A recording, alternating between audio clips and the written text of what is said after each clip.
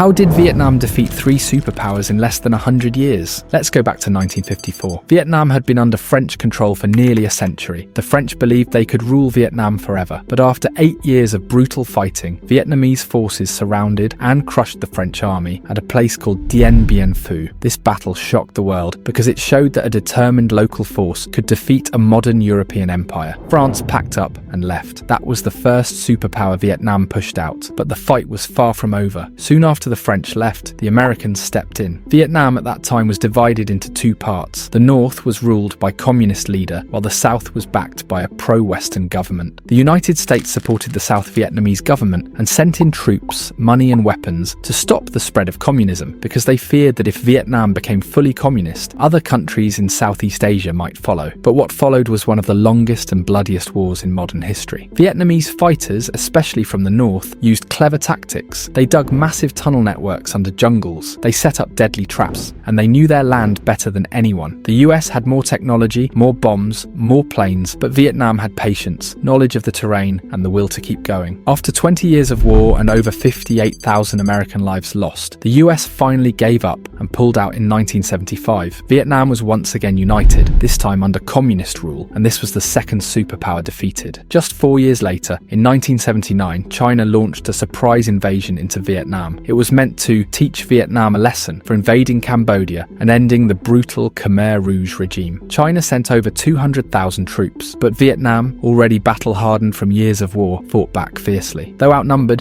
Vietnamese soldiers knew the terrain, used guerrilla tactics and inflicted heavy losses on Chinese forces. After just a month, China withdrew. They claimed the mission was complete, but many believe they left because they had underestimated Vietnam's strength. That made it the third superpower to retreat. So in less than 25 years, Vietnam had faced and overcome the French Empire, the United States of America, and the Communist China, three of the most powerful forces in the world.